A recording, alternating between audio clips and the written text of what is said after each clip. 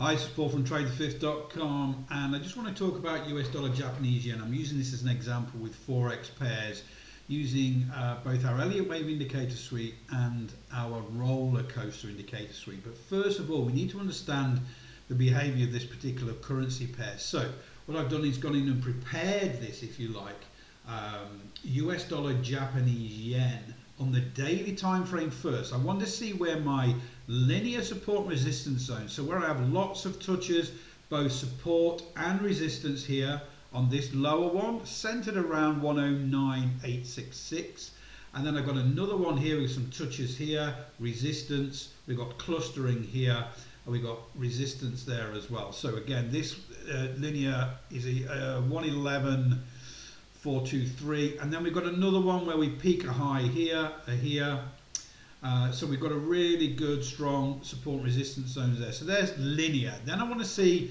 the current trend that we're in on the daily time frame. So I've drawn parallel lines at channel here. I've not used regression trend channel.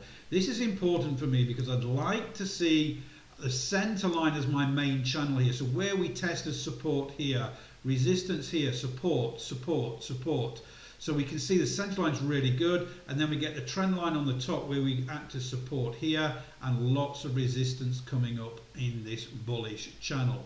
Again, support down here at the bottom end of this channel. So I've made the picture. I've put a picture together of this US dollar Japanese yen on the daily time frame. So I've framed the chart. I want to go down now. I like to trade this off the hourly time frame using our roller coaster indicator suite. So right now, this is this daily channel, okay, and you can see how on the hourly time frame we've been in my daily time frame support and resistance zone, that linear support and resistance zone here, and we've just broken out. Now this breakout was in fact a roller coaster breakout to the upside here. The entry was 109.947, okay? Also, this pink support resistance zone is my intraday. So this is recent ones that we've had two touches here and it's broken through here. So it could come back down and act as support, because then I want to look at this. So if I've missed this trade right now, there's no great shakes. We can always look and go down time frames. So at this moment in time, I've come across this, I've done my work on the daily time frame, I've put my intraday on. I've missed the trade on this 60-minute time frame for our roller coaster trade. Really great move, and it's still going. It's printing the trailing stops in here. If you can see that where the pointer is there, that 110.050 is the trailing stop for this. Now, I've missed that trading opportunity. Let's go down to the 15-minute. Okay, now we've got to understand what our Elliott wave indicator suite is doing. So right now, I'm interested in this current trend coming out of this daily support and resistance zone that I drew in here. So right now we're on a wave 3. So we've had an Elliott wave 1, 2, 3. We've had a pullback here into our probability zones, and then we've had a long trade going into this 5th wave. But now we are printing another wave 3. This is critical now. So we're printing our probability pullback zones. On our stochastic at the bottom, we've got a false breakout bar at the top denoting a strong bullish trend on this time frame.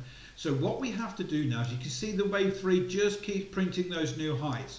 What we have to do is we have to wait until the wave 3 finds the high and then starts to pull back down into our support resistance zones, these 3 colored zones here.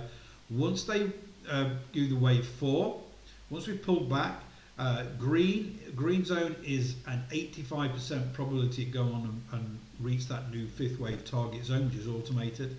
The amber is 80% and the red is 75. Also we will use our Elliott wave oscillator. We'll use our false breakout stochastic to measure the performance of this wave 4 pullback when it happens.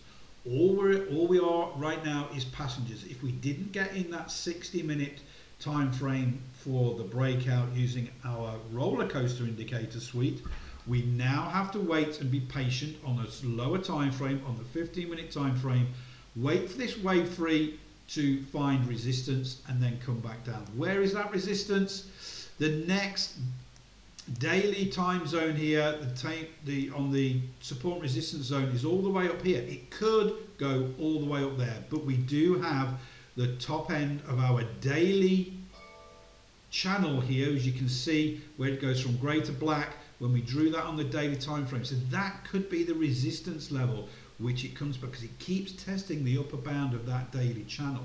That could be the catalyst then for it to move back down into our probability pullback zones on a wave 4, and then we'll look to trade that 5th wave. So this is just a quick educational video to work down through the time frames, understand what's going off on this particular currency pair, understand where the trading opportunities are. In this case, I missed that hourly roller coaster trade, but now I've gone down to the 15-minute. I can see, using our hourly wave indicator suite, we're on a strong bullish wave 3 at the moment, and I just have to be patient and wait for that wave 4 pullback.